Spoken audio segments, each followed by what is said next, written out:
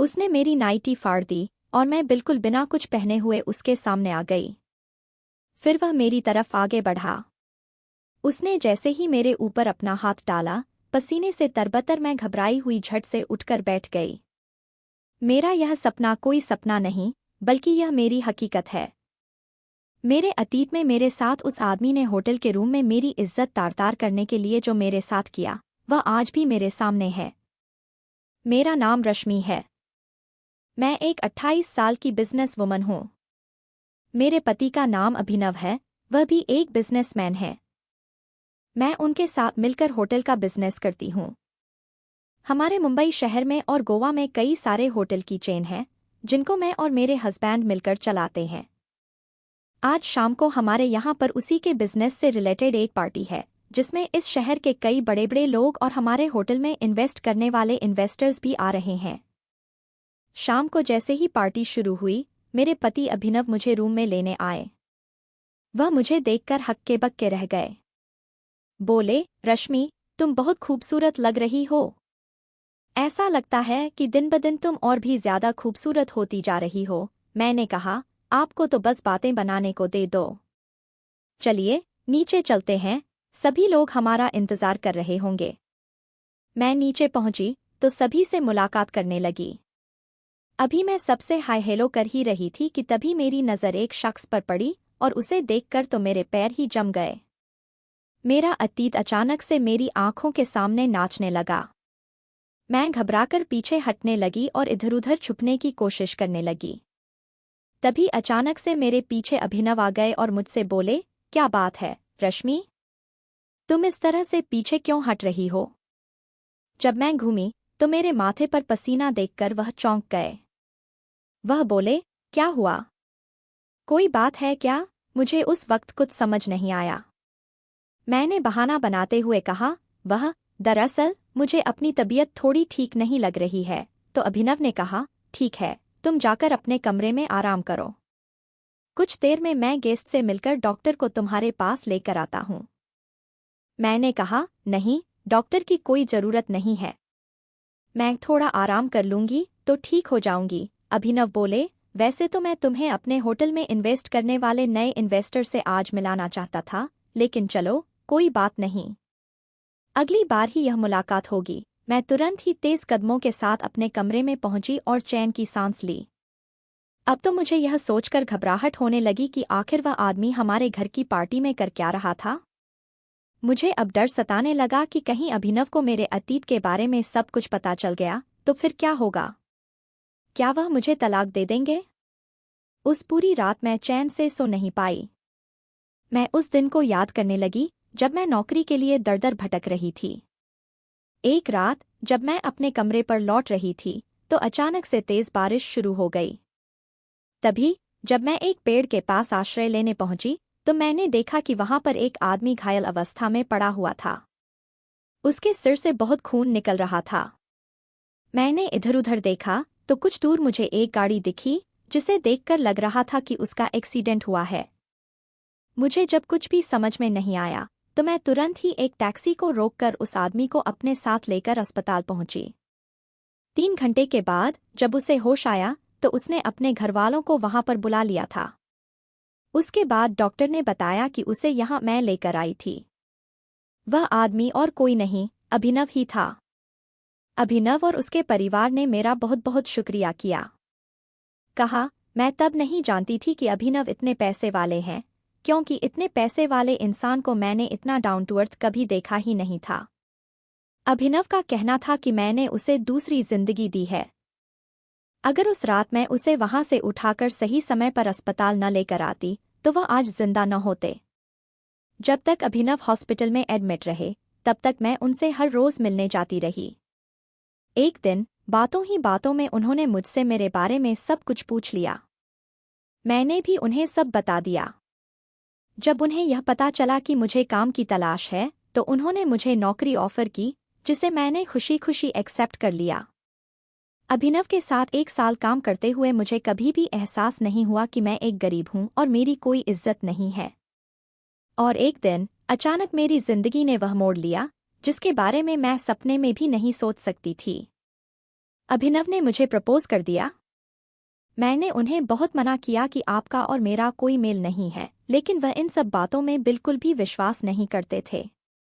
उन्होंने मुझे जैसे तैसे मना लिया। हालांकि मैं भी अभिनव को दिल ही दिल में चाहने लगी थी। उनकी सादगी और भोलापन देखकर मैं भी उन पर मरती थी, लेकिन क्योंकि हमारे बीच स्टेटस का इतना फासला था, मैंने अपने प्यार को दिल में दफन कर लिया था। लेकिन अभिनव ने ऐसा कुछ नहीं किया। मुझे न सिर्फ अभिनव ने दिल से अपनाया, बल्कि उसके परिवार ने भी खुले हाथों से मेरा खुशी खुशी स्वागत किया। मैंने अपने अतीत के बारे में अभिनव से कभी कुछ नहीं छुपाया था, सिवाय एक बात के। और आज मेरे अतीत का वही छुपा हुआ राज मेरी आंखों के सामने आकर खड़ा हो गया था। अगले दिन तक मैंने खुद को समझाया कि मैं बेकार ही इतना परेशान हो रही हूँ। वह सिर्फ एक इत्तेफाक था कि वह मेरी पार्टी में शामिल हो गया। मुझे इतना ज्यादा डरने की जरूरत नहीं है। 2-3 दिन के बाद हमारे नए इन्वेस्टर के साथ हमारी मीटिंग थी, जिसमें मैं भी अभिनव के साथ गई। कुछ देर के इंतजार के बाद जब वह नहीं आए तो अभिनव ने कहा, मैं जरा बाहर देख कर आता हूँ। मैं भी थोड़ी देर के लिए इधर-उधर टहलने लगी और बाहर निकल आई। तभी मेरी नज़र फिर से उसी आदमी पर पड़ी। वह आदमी अभिनव के साथ ही हंसता मुस्कुराता हुआ बात करते हुए मीटिंग रूम की तरफ आगे बढ़ रहा था। मुझे कुछ भी समझ नहीं आया। मैं तुरंत ही पास पड़ी हुई डेस्क के नीचे घुसकर बैठ गई और वह दोनों मीटिंग रूम में अंदर चले गए। उनके अंदर जाते ही मैं फुर्ती से बाहर की तरफ भागी और गाड़ी में बैठकर घर आ गई। अभिनव का मेरे पास लगातार फोन आया ही जा रहा था। घर पहुंचकर मैंने उसका फोन उठाया तो वह बहुत परेशान होते हुए बोला, तुम ऐसे अचानक से कहाँ चली गई, रश्मि? मैं तुम्हें कब से कॉल लगा रहा हूँ। मैंने कहा, दरअसल मेरी आज फिर से तबीयत अचानक बिगड़ गई और इसीलिए मैं जल्दबाजी में घर पर आ गई। जब मैंने अपनी तबीयत की बात कही तो अभिनव थोड़ा परेशान हो गए। वह बोले, आखिर ऐसा क्या हो गया है कि आए दिन तुम्हारी तबीयत बार बार बिगड़ रही है? मैं जल्दी से मीटिंग खत्म करके डॉक्टर को साथ ही लेकर आऊंगा। शाम को जब अभिनव घर आए तो डॉक्टर को साथ लेकर आए। डॉक्टर ने जब मेरा चेकअप किया तो उन्होंने कहा, ज्यादा फिक्र की बात नहीं है। शायद कोई टेंशन है जिसकी वजह से इनका बीपी बढ़ा हुआ है। मैं कुछ दवाइयाँ लिख देता हूँ, आप उन्हें खा लीजिए और आराम करिए। अभिनव ने मुझसे पूछा कि मैं क्यों परेशान हूँ, तो मैंने उनकी बातों को टाल दिया। 2-3 हफ्ते तक मैं घर से बिल्कुल भी बाहर नहीं निकली। लेकिन फिर मैंने सोचा कि आखिर मैं अपने सभी जरूरी कामों को ऐसे टालकर कब तक बैठी रहूंगी। अब तो उस इन्वेस्टर के साथ मीटिंग हो चुकी है और अब वह इस शहर से जा चुका होगा। इसलिए अब मुझे पहले की तरह ही अपने बिजनेस को देखना होगा। अगले दिन मैं तैयार होकर ऑफिस पहुंची और अपने केबिन में जाकर सारे कामों को अच्छे से देखने लगी। 10 मिनट के बाद ही मेरी सेक्रेटरी मेरे पास आई और बोली, मैडम, दरअसल अभिनव सर अभी ऑफिस में नहीं हैं। तो क्या आप हमारे न्यू पार्टनर से मिल सकती हैं? मैंने कहा, बिल्कुल, आप उन्हें केबिन में ले आइए। जैसे ही मेरी सेक्रेटरी उस इंसान को केबिन में लेकर आई, मेरे तो पैरों तले जमीन ही निकल गई। क्योंकि वह और कोई नहीं था। वह हमारा वही न्यू इन्वेस्टर था जिससे मिलने से मैं अब तक बच रही थी। जिस तरह से उसे पहली नज़र में ही मैंने पहचान लिया था, ठीक उसी तरह से उसने भी मुझे पहली नज़र में देखते ही पहचान लिया। वह चौंककर मेरी सेक्रेटरी से बोला, तो यह है मिसेज अभिनव मल्होत्रा? मेरी सेक्रेटरी ने कहा, जी हाँ, यही है। वह बड़े ही मजाकिया लहजे में बोला, वाओ। दैट्स पीछे गई ताकि मैं उसे रोक सकूं, लेकिन तभी सामने से मुझे अभिनव आता हुआ दिखा और वह शख्स, जिसका नाम रजत सिंघानिया था, लपककर मेरे पति के पास पहुंचा और अभिनव को उसके केबिन में लेकर चला गया। मैं भी फुर्ती से उनके केबिन के बाहर पहुंची। तो उसके बाद मैंने जो कुछ सुना, मैं पसीने से तरबतर हो गई। उसने मेरे पति से कहा, क्या वह जानता है कि उसने किससे शादी की है? मेरे पति ने कहा, आप हमारे प्रोफेशन पार्टनर हैं, पर्सनल नहीं। तो फिर आप यह सब बातें क्यों कर रहे हैं? वह बोला, दरअसल मैं आपका शुभचिंतक हूँ, इसीलिए आपसे पूछ रहा हूँ कि क्या आप जानते हैं। मेरे पति ने बड़े ही कॉन्फिडेंस से कहा, मैं अपनी पत्नी के बारे में सब कुछ जानता हूँ और उसके साथ बहुत खुश हूँ। लेकिन उस रजत को अभी भी यकीन नहीं था। इसलिए वह बोला, तो इसका मतलब तुम्हें पता है कि तुम्हारी बीवी रश्मि पहले एक हाउसकीपर थी और होटल में हाउसकीपिंग का काम करती थी? अभिनव ने थोड़ा सा चिढ़ते हुए कहा, हाँ, मुझे पता है। लेकिन तुम यह सब बातें क्यों कर रहे हो? रजत ने कहा, अरे वाह, तुम तो बड़े ही दिलवाले निकले। लेकिन क्या तुम्हें यह पता है कि तुम्हारी बीवी उन होटल में आने वाले अमीर आदमियों को अपने प्रेम जाल में फंसाने की कोशिश करती थी ताकि वह भी हमारी तरह अमीर बन सके? उसने कई शिकार करने की कोशिश की थी, जिनमें से एक मैं भी था। लेकिन मैं उसकी चाल में नहीं फंसा, तो उसने मुझ पर झूठे इल्जाम लगाकर मेरी पत्नी से तलाक करवा दिया। लेकिन देखो, उसकी मेहनत रंग लाई और उसने तुम्हारे जैसी बड़ी मछली को अपने जाल में फंसा लिया। और आज करोड़ों की मालकिन और इतने बड़े बिजनेस की ओनर बनकर बैठी हुई है।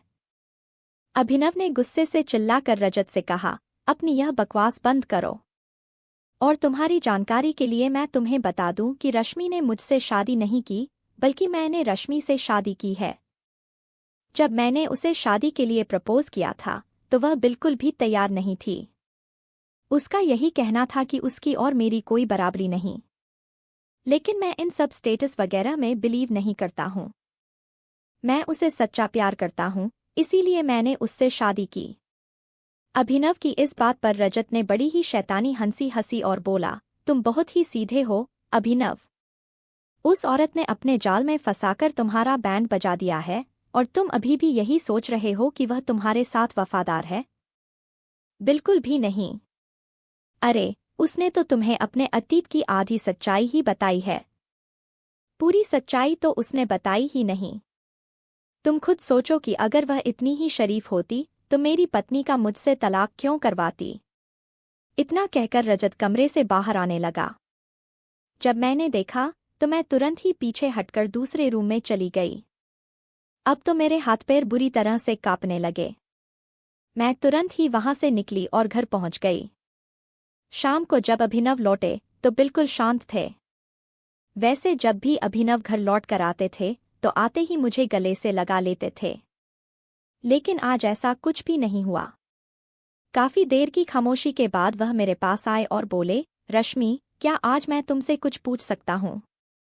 मैं उनके आने से पहले ही यह फैसला कर चुकी थी कि आज मैं उन्हें सब कुछ साफ साफ बता दूंगी। मैंने तुरंत ही उनसे कहा, मैं जानती हूँ कि आप मुझसे क्या पूछने आए हैं। अभिनव ने मेरी तरफ हैरत से देखा। मैंने कहा, आप मेरे अतीत के बारे में जानना चाहते हैं ना? अभिनव ने कहा, हाँ, आज मैं एक बार फिर से तुम्हारे अतीत के बारे में जानना चाहता हूँ। उसके बाद अभिनव ने कहा, क्या हमारा जो नया इन्वेस्टर है, रजत सिंघानिया, तुम उसे पहले से जानती हो? मैंने हमें सिर हिला दिया। मेरी हाँ ने अभिनव पर बिजली गिरा दी। उसके बाद वह बोले, इसका मतलब तुम अभी तक तबीयत खराब होने का बहाना बनाती रही और उससे जानबूझकर नहीं मिल रही थी? मैंने एक बार फिर से हाँ में सिर हिला दिया। मैं अपनी नजरें झुकाए अभिनव के सामने खड़ी हुई थी। उसके बाद अभिनव ने थोड़ा चिढ़ते हुए बोला, क्या यह सच है कि रजत का तलाक तुमने करवाया था? मैंने एक बार फिर हाँ में सिर हिला दिया। अब तो अभिनव बहुत गुस्सा होने लगे। उसके बाद वह बोले, इसका मतलब वह रजत जो कुछ भी कह रहा था बिल्कुल सही कह रहा था? इसका मतलब तुमने मुझे? इतना कहते कहते अभिनव की आवाज लड़खड़ा गई और उनकी आंखों से आंसू बहने लगे। वह बोले, आखिर तुमने मेरे साथ ऐसा क्यों किया? मैं तुमसे सच्चा प्यार करता हूँ। अभिनव की यह हालत देखकर मुझसे भी रहा नहीं गया और मैं भी फूट फूट कर रोने लगी। मैंने अभिनव के सामने हाथ जोड़ लिए और कहा, तुमने रजत सिंघानिया की तो पूरी बात सुन ली, लेकिन क्या तुमने अभी तक मेरी पूरी बात सुनी है? मैं आज तुम्हें पूरा सच बताऊंगी। उसके बाद तुम जो भी फैसला लोगे, मुझे वह मंजूर होगा। अभिनव की जगह अगर कोई दूसरा पति होता तो वह अब तक अपनी पत्नी को घर से निकाल चुका होता और उसकी सफाई में कुछ भी नहीं सुनता। लेकिन मेरा अभिनव बहुत ही सहनशील था। वह जल्दबाजी में कभी भी कोई फैसला नहीं लेता था। उसके जैसा शांत और बुद्धिमान इंसान मैंने आज तक नहीं देखा था। वह जितना ही पैसे वाला था, उतना ही जमीन से जुड़ा हुआ भी था। यही वजह थी कि मैं उसे तहे दिल से प्यार करती थी और अपने आप को इस दुनिया की सबसे खुशकिस्मत औरत मानती थी। इसके बाद मैंने अपने अतीत की परतों को एक एक करके खोलना शुरू किया। मैंने अभिनव से कहा, यह तो तुम जानते ही हो कि मैं बहुत ही गरीब परिवार से हूँ और होटल में हाउसकीपिंग का काम करती थी। मैंने कहा, पापा के देहांत के बाद मेरी छोटी बहन और भाई समीर की पढ़ाई का बोझ मेरे ही कंधों पर आ गया था। जिस शहर में मैं थी, वहाँ पर तनख्वाह बहुत ही कम थी, जिसकी वजह से मुझे मुंबई जैसे शहर में नौकरी करने के लिए आना पड़ा। यहाँ पहुंचकर जब मेरी एक औरत से थोड़ी बहुत जान पहचान हुई, तो उसने मुझे मुंबई के फेमस होटल में हाउसकीपिंग की जॉब पर लगवा दिया। उस वक्त मैं करीब 20 से 21 साल की थी। होटल में हर रोज न जाने कितने अमीर लोग आते और उनके साथ एक से एक खूबसूरत लड़कियां आती, जो बहुत ही महंगे महंगे कपड़े, जूते और ज्वेलरी पहने होती थीं। यह सब देखकर मेरा भी दिल करता कि काश मेरे पास भी इतना पैसा होता कि मैं भी अच्छे अच्छे कपड़े पहन पाती। मेरे साथ काम करने वाली कई लड़कियों के बॉयफ्रेंड भी थे, लेकिन मुझे कोई भी पसंद नहीं करता था। मैं अपनी जिंदगी में बिल्कुल अकेली थी। मेरा रोज का सिर्फ यही रूटीन था कि मैं सुबह उठती, अपने जरूरी काम निपटाकर होटल जाती और वहां लोगों के कमरे साफ करती। पूरा दिन यह सब करने के बाद वापस अपने कमरे पर लौट आती। मेरी जिंदगी में न तो किसी का साथ था, न ही प्यार और न ही कोई खुशी। एक दिन रजत सिंघानिया उसी होटल में आया जिसमें मैं हाउसकीपिंग का काम करती थी। जब मैं हाउसकीपिंग के लिए उसके कमरे में जाने लगी, तो उसके कमरे का दरवाज़ा पहले से ही खुला हुआ था और वह किसी लड़की के साथ अपने प्यार के पल बिता रहा था। वह सब देखकर मेरे मन में भी कुछ इच्छाएं जगने लगीं। वह लड़की दिखने में बहुत सुंदर लग रही थी, क्योंकि उसने बहुत ही खूबसूरत ब्लैक कलर की नाइटी पहन रखी थी। कुछ देर उनके पलों को देखने के बाद मैं चुपचाप वहां से वापस लौट आई। रजत सिंघानिया जिस फ्लोर पर रुका हुआ था, उस फ्लोर के सभी रूम को साफ करने की ड्यूटी मेरी ही थी। जब मैं हर रोज उसके रूम को क्लीन करने के लिए जाने लगी, तो मुझे उसकी कुछ बातों के बारे में पता चला, जैसे कि वह वहां पर किसी बहुत ही बड़ी कंपनी के साथ डीलिंग के लिए आया हुआ था, जिससे उसे करोड़ों का फायदा होने वाला था। उसके अलावा उसके लोगों से बात करने के अंदाज से मैंने यह समझ लिया था कि वह बाकी सबसे तो अच्छे से बात करता है, लेकिन जब भी उसकी बीवी का फोन आता है, तो वह सिर्फ हाँ या हूं में ही जवाब देता था। लेकिन मुझे यह समझ नहीं आता था कि जब उसकी बीवी उसके साथ ही है, तो फिर उसे वह बार बार फोन क्यों करती है। लेकिन मुझे लगा कि शायद जब भी वह कहीं बाहर जाती होगी, तो उसे किसी न किसी काम से फोन करती होगी। एक दिन जब मैं फिर से रजत सिंघानिया के रूम की क्लीनिंग करने के लिए पहुंची, तो उस दिन भी वह अपनी बीवी के साथ अपने प्यार के पलों का लुत्फ उठा रहा था। यह सब देखकर मुझे अंदर ही अंदर एक अजीब सी खुशी मिलती थी। मैं भी अपने सपनों में अपने राजकुमार को सोचकर खुश होती और जिस तरह के कपड़े उसकी बीवी ने पहन रखे होते, उन कपड़ों में खुद को इमेजिन करती रहती। अगले दिन जब मैं उसके रूम में क्लीनिंग करने के लिए गई, तो सामने खिड़की के शीशे से साफ दिख रहा था कि रजत इस समय स्विमिंग पूल के पास बैठा आराम फरमा रहा था। मैं धीरे धीरे उसके रूम की क्लीनिंग करने लगी, जहां बहुत सारे गुलाब के फूल और कॉफी के कप रखे हुए थे और काफी सारी परफ्यूम्स की बोतल भी थीं। उनकी खुशबू बहुत अच्छी थी।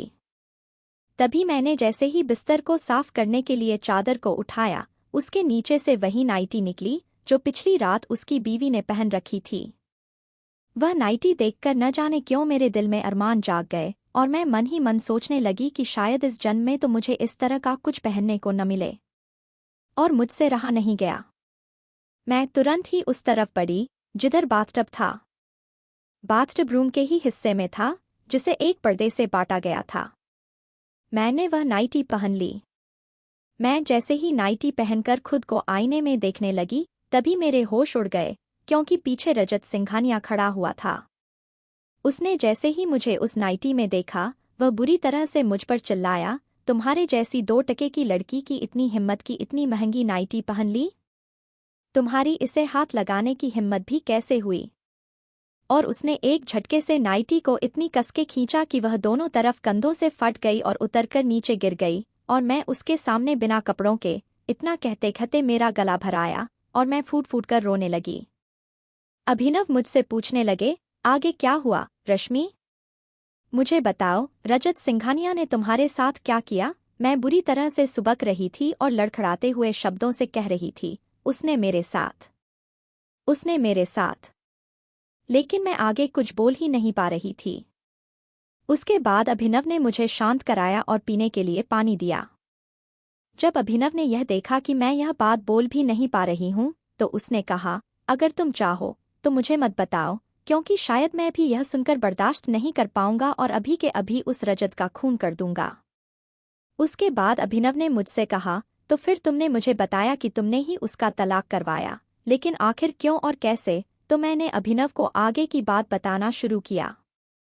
मैंने उससे कहा, उसने मेरे साथ जो कुछ भी किया, उसके बाद मैं बुरी तरह से बिखर गई थी। लेकिन वह सब करने के बाद भी उसे चैन नहीं मिला। उसने मेरे मैनेजर को मेरी शिकायत की और मुझे मेरे पूरे स्टाफ के सामने बुरी तरह से बेइज्जत किया। मेरे मैनेजर ने मुझे नौकरी से निकाल दिया और मुझे सिर्फ 2 दिन का समय दिया कि 2 दिन में मैं वहां पर जॉब करके रिजाइन देकर वहां से चली जाऊं। इतनी अच्छी जॉब उस रजत सिंघानिया की वजह से मेरे हाथ से चली गई थी। इतने समय से मैं वहां पूरी मेहनत और लगन से काम कर रही थी, लेकिन मेरे मैनेजर को वह सब दिखाई ही नहीं दिया। उसे तो सिर्फ अपने अमीर कस्टमर को खुश करने में ही खुशी मिल रही थी। मेरे स्टाफ के लोगों ने भी सारी गलती मेरी ही निकाल दी कि मुझे इतने बड़े सपने देखने ही नहीं चाहिए थे और इतना महंगा कपड़ा छूना तक नहीं चाहिए था। उस रात मैं बहुत ज्यादा रोई, क्योंकि अब दोबारा इतनी अच्छी सैलरी की जॉब मिलना मेरे लिए बहुत ही ज्यादा मुश्किल था। और दूसरा, उस सिंघानिया ने मेरे साथ जो कुछ किया, वह मैं बर्दाश्त नहीं कर पा रही थी। मैं यही सोच रही थी कि क्या गरीब की कोई इज्जत नहीं होती? उसका कोई भी मान सम्मान नहीं होता? इसीलिए मैंने यह फैसला कर लिया कि अब मैं रजत सिंघानिया को छोड़ूंगी नहीं। उसने मेरे साथ जो कुछ किया है, उसके लिए मैं उसे सबक सिखाकर ही मानूंगी, ताकि वह दोबारा किसी गरीब के साथ इस तरह की हरकत करने से पहले 100 बार सोचे। अगले दिन जब मैं होटल पहुंची, तो मुझे पहले से ही पता था कि आज उसकी करोड़ों की डील होने वाली है, जिसकी मीटिंग की वह तैयारी कर रहा था। मैं जैसे ही उसके रूम में पहुंची, तभी उसके फोन की घंटी बजी। मैंने जब फोन उठाया तो मैं दंग रह गई, क्योंकि उस तरफ से उसकी बीवी बोल रही थी, जिसने यह कहा कि रजत तो अपनी बीवी को मुंबई जाकर भूल ही गया है, लेकिन वह उसे बहुत मिस कर रही थी। और इसीलिए अब वह सिंगापुर से आज दोपहर 3 बजे तक उस होटल में उससे मिलने आ जाएगी। मैंने सिर्फ हूँ में जवाब दिया और फोन रख दिया, क्योंकि इतना तो मैं जानती थी कि वह अपनी बीवी से सिर्फ हाँ या हूँ में ही बात करता है। लेकिन मुझे यह नहीं पता था कि इस होटल में रजत सिंघानिया जिस लड़की के साथ इतने दिनों से रह रहा है, वह उसकी बीवी नहीं, बल्कि प्रेमिका थी। अब मैंने इस बात का भी फायदा उठाने का सोच लिया और इस बारे में किसी को भी नहीं बताया। उसके बाद मैंने उसके सारे कपड़े बैग से निकालकर खराब कर दिए और उसके जूते में कांच फोड़ कर डाल दी और मोजों में भी थोड़ी सी कांच पीस कर भर दी। जो बाथटब था, उसमें रूम क्लीनर मिला दिया। आज जो मीटिंग होने वाली थी, उसकी जरूरी फाइल्स भी वहीं पर पड़ी हुई थीं। मैंने उन सभी जरूरी कागजों पर इंक छिड़क दी। उसने अपने पीने के लिए वहां पर जूस मंगवाकर रखा हुआ था। मैंने उस जूस में उल्टियां होने की दवा मिला दी और चुपचाप उस रूम से बाहर निकल गई। थोड़ी ही देर के बाद रजत सिंघानिया अपने रूम में गया और मेरे प्लान के मुताबिक ही सारी चीजें होने लगीं। वह बुरी तरह से रूम के अंदर चीख चिल्ला रहा था। उसके पास कोई भी ठीक ठाक कपड़े नहीं बचे थे। उसने मेरे मैनेजर को फोन करके अपने रूम में बुलाया, और जब वह रूम से बाहर निकला तो मैंने देखा कि वह मेरे ही मैनेजर के कपड़े पहने हुए था। वह अजीब से कपड़े पहनकर मीटिंग के लिए जा रहा था, लेकिन जैसे ही उसने चलना शुरू किया, जूते में और मोजों में पड़ी हुई कांच उसके पैरों में घुसने लगी। उसके बाद उसने उन जूते और मोजों को निकालकर फेंक दिया, लेकिन क्योंकि कांच पूरी तरह से उसके पैरों में घुस चुकी थी, इसलिए उसके पैरों से लगातार खून निकल रहा था। वह जैसे तैसे लंगड़ाकर मीटिंग रूम की तरफ जा रहा था। तभी मैंने देखा कि उसकी जो प्रेमिका थी, वह घबराई हुई उसके रूम में गई। शायद वह रजत सिंघानिया को ढूंढ रही थी, लेकिन वह तो वहां से जा चुका था। फिर वह हड़बड़ाकर नीचे की तरफ भागी। मैं भी मीटिंग रूम के बाहर पहुंची, लेकिन मेरे पहुंचते ही जो लोग वहां मीटिंग के लिए अभी कुछ देर पहले आए थे, वह तो वहां से जा चुके थे। इसका मतलब मीटिंग कैंसिल हो चुकी थी। रजत सिंघानिया लड़खड़ाता हुआ और बहुत बुरी हालत में रोता हुआ बाहर निकला। वह अपना सिर पीट रहा था कि मैं पूरी तरह से बर्बाद हो गया। तभी उसकी प्रेमिका भागते हुए उसके पास आई और बोली, तुम मीटिंग के लिए क्यों नहीं आए? उन लोगों ने यह डील कैंसिल कर दी। वह उस पर बुरी तरह से चीखने लगा कि मैं अब बर्बाद हो चुका हूं। जब उसकी प्रेमिका ने उसकी हालत देखी और देखा कि उसके पैरों से खून निकल रहा है, तो वह उससे तरह तरह के सवाल जवाब करने लगी। लेकिन रजत सिंघानिया बुरी तरह से चीख रहा था। उसके बाद वह उसे सहारा देकर उसके कमरे में लेकर गई और मैनेजर से डॉक्टर को बुलाने को कहा। मुझे समझ नहीं आ रहा था कि अब तक उस जूस ने अपना काम क्यों नहीं किया। मैं रजत सिंघानिया और उसकी प्रेमिका के रूम के अंदर जाने के बाद उसके कमरे के बाहर ही रूम क्लीनिंग का सारा सामान लेकर शांति से खड़ी हो गई और मैंने धीरे से दरवाज़ा खोला। तभी मैंने देखा कि उसकी प्रेमिका उसे शांत कराने की कोशिश कर रही थी। तभी रजत ने अचानक से उसके कपड़ों पर उल्टी कर दी, जिससे उसकी प्रेमिका बुरी तरह से बौखला गई और चिल्लाने लगी, तुम यह क्या कर रहे हो? उसके कपड़े खराब हो चुके थे, इसलिए उसकी प्रेमिका ने अपने सारे कपड़े उतार दिए और इधर रजत भी दर्द से तिलमिला रहा था, इसलिए वह भी अपने कपड़े उतारकर इधर-उधर घबराहट के मारे बिस्तर पर लेट गया। तभी सामने से मुझे एक औरत बड़ा सा गिफ्ट का बॉक्स और ट्रॉली बैग लेकर आती हुई दिखाई दी। वह दंदनाती हुई रजत सिंघानिया के रूम की तरफ ही चली आ रही थी। मैं तुरंत ही वहां से पीछे हटी और बाहर के दरवाजों को साफ करने लगी। वह जैसे ही अंदर गई, अंदर का नजारा देखकर तो उसके होश ही उड़ गए। मुझे 2-4 तमाचों की आवाज आई और रजत बुरी तरह से चीख रहा था, नम्रता, एक बार मेरी बात तो सुनो। तुम जैसा सोच रही हो, वैसा कुछ भी नहीं है। यह मेरी प्रेमिका नहीं है। इधर जब रजत की प्रेमिका ने यह सुना कि वह उसे अपनी प्रेमिका मानने से इनकार कर रहा है, तो वह भी बुरी तरह से बौखला गई और उसने भी रजत को पीटना शुरू कर दिया। यह सब सुनकर मेरे दिल को उस वक्त जो ठंडक मिल रही थी, वह मैं बयान नहीं कर सकती। रजत को उसके किए की सजा मिल रही थी। उसकी पत्नी ने तुरंत ही यह ऐलान कर दिया कि अब वह उसे तलाक दे देगी और दोनों औरतें तुरंत ही कमरे से बाहर निकल गईं और रजत उनके पीछे लंगड़ाता हुआ उन्हें समझाने की कोशिश में उनके पीछे जाता रहा और फिर वहीं लॉबी में गिर पड़ा। मैं धीरे से रजत के पास गई और उससे कहा, आज के बाद अगर किसी भी गरीब की इज्जत के साथ तुमने खेला तो समझ लेना यह तुम्हारा सबक था। और फिर मैं वहां से इस्तीफा देकर चली आई। मेरी बात सुनकर अभिनव ने कहा, तुमने जो भी किया बिल्कुल ठीक किया रश्मि। ऐसे गिरे हुए इंसान के साथ ऐसा ही होना चाहिए। दूसरे के चरित्र पर वह जिस तरह से उंगली उठा रहा है, पहले उसे अपने गिरेबान में झांक कर देखना चाहिए। मैंने अभिनव से कहा, क्या अब भी तुम यह जानना चाहते हो कि उस दिन रजत ने मेरे साथ क्या किया था? अभिनव ने मेरी आंखों में आंखें डालकर कहा, मुझे अब कुछ भी नहीं जानना। मैं सिर्फ इतना जानता हूं कि मैं तुमसे प्यार करता हूं। मेरे इतना कहते ही मेरे पीछे से मेरी सास की आवाज आई और वह बोली, लेकिन मुझे यह जानना है कि उस दिन तुम्हारे साथ क्या हुआ था। मेरी सास मेरे कमरे के बाहर कब आ गई, हमें पता ही नहीं चला।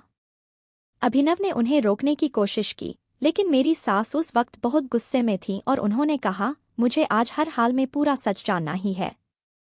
उसके बाद मैंने उन्हें बताना शुरू किया। रजत सिंघानिया ने जब मुझे इतनी महंगी नाइटी पहने हुए देखा, तो गुस्से में बौखलाकर उसने उस नाइटी को खींचकर फाड़ दिया और मैं फिर बिना कपड़ों के उसके सामने आ गई। शर्म के मारे मैं तुरंत ही नीचे झुकी और पास ही पड़े अपने कपड़े उठाकर पहनने लगी। लेकिन वह इतना बेरहम निकला कि उसने मुझसे मेरे कपड़े छीन लिए और दूर फेंक दिए।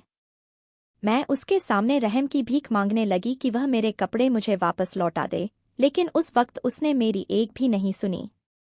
वह मुझसे बोला, तेरी इतनी औकात नहीं थी कि तू इतनी महंगी नाइटी को हाथ भी लगाए, लेकिन फिर भी तूने उसे पहना, जो तेरा सबसे बड़ा गुनाह था। तेरे जैसी लड़कियों को मैं बहुत अच्छे से जानता हूँ, जो अमीर घर के आदमियों के आगे खुद को परोसने के लिए तैयार रहती हैं, ताकि उनसे कुछ पैसा ले सकें। तुझमें और कोठे वालियों में कोई भी फर्क नहीं है। अपनी तुलना एक कोठे वाली से होते देख मैं बुरी तरह से उस पर चिल्लाई, अपनी यह बकवास बंद करो। पास ही टंगे हुए पर्दे से मैंने खुद को छुपा लिया। उसके बाद वह मुझ पर हंसते हुए बोला, अपना यह नाटक बंद कर। हर रात न जाने कितने मर्दों को उनके कमरों में जाकर फंसा होगी और मेरे सामने सीधा बनने का ड्रामा कर रही है। लेकिन तुझे नहीं पता कि इस बार तेरा किससे पाला पड़ा है। तुझे तो मैं सबक सिखाकर ही रहूंगा। उसके बाद उसने वह पर्दा भी मुझसे छीन लिया और अपना फ़ोन निकालकर मेरा वीडियो बनाने की कोशिश करने लगा। यह देखकर तो मेरे होश ही उड़ गए। मैंने तुरंत ही झटके से उसे धक्का दिया और फ़ोन उससे छीन लिया। लेकिन वह तुरंत ही संभल गया और मेरे साथ छीनाझपटी करने लगा। मैंने उसका फ़ोन बाथटब में फेंक दिया। यह देखकर तो वह और भी बुरी तरह से बौखला गया और मुझे इतनी गंदी गंदी गालियां देने लगा जिन्हें मैं अपनी जुबान तक भी नहीं ला सकती। मैं रोए चली जा रही थी और वह मुझे बहुत कुछ बुरा बुरा सुनाता जा रहा था। मैं यही सोच रही थी कि क्या गरीब होना इतना बड़ा गुनाह है? क्या किसी गरीब की कोई इज्जत नहीं होती? उसके बाद उसने मेरे कपड़ों पर अपना मूत्र कर दिया और उस पर थूका भी। और फिर बोला, तेरी यही औकात है? तू 2 कौड़ी की लड़की ऐसे ही कपड़ों के काबिल है, न कि इस नाइटी के। उसके बाद उसने मुझसे कहा, अब निकल मेरे इस आलीशान कमरे से। पता नहीं कैसे कैसे घटिया और गिरे हुए गरीब कीड़े-मकोड़ों को काम पर रख लिया जाता है, जो इतनी हाई-फाई लाइफस्टाइल देखकर पागल हो जाते हैं और खुद को जगह-जगह बिस्तर पर परोसने लगते हैं। मैंने अपने वह कपड़े उठाए तो वह कपड़े पूरी तरह से गंदे हो चुके थे। लेकिन मेरी मजबूरी थी, क्योंकि मैं रूम से बिना कपड़ों के निकल नहीं सकती थी। मजबूरन मैंने वही गंदे कपड़े पहने और वहां से रोते हुए बाहर निकल गई। मेरी इज्जत पूरी तरह से खाक में मिल चुकी थी। मेरे अंदर का आत्मविश्वास टूट गया था। इस सब से भी जब उसका पेट नहीं भरा तो अगले दिन उसने मेरी शिकायत मैनेजर से की और वही सब बातें उसके सामने भी दोहराई और मुझे मेरे पूरे स्टाफ के सामने जलील किया। उसने जो भी मेरे साथ किया वह आज तक मैं भूल नहीं पाई हूँ। यह कहते हुए मैं फूट फूट कर अभिनव के सामने रो रही थी। तभी मुझे अभिनव ने गले से लगा लिया। उन्होंने कहा, बस करो रश्मि, अब तुम एक भी आंसू नहीं बहाओगी। तुमने बहुत बर्दाश्त कर लिया, लेकिन अब और नहीं। मेरी सास ने भी मुझे आकर गले से लगा लिया। यह देखकर मैं थोड़ा हैरत में पड़ गई। वह मुझसे बोली, मेरी बच्ची, मैंने जानबूझकर तुम्हारे अंदर भरा हुआ यह दर्द निकलवाया, ताकि मैं चाहती थी कि तुम एक बार इस दर्द को अपनी जुबान से बयान करके जी भर के रो लो और हमेशा हमेशा के लिए इस दर्द को भूल जाओ। उस आदमी ने जो कुछ भी किया वह उस आदमी की अपनी औकात थी जो उसने दिखा दी।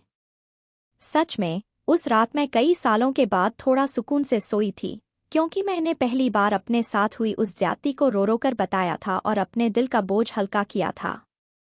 अभिनव ने मुझसे कहा, तुमने उस आदमी के साथ जो भी किया बिल्कुल ठीक किया, बल्कि वह तो इससे भी ज्यादा सजा पाने का हकदार था। करीब 1 महीने के बाद मैं अपने ऑफिस गई।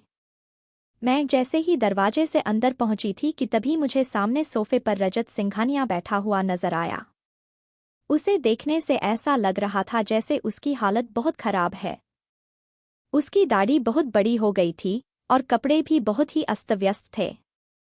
उसने जैसे ही मुझे देखा वह मेरी तरफ तुरंत ही लपका, जैसे वह मेरा ही इंतजार कर रहा था, और मेरे पैरों पर आकर गिर गया और रो रो कर मुझसे माफ़ी मांगने लगा कि रश्मि, मुझे माफ़ कर दो।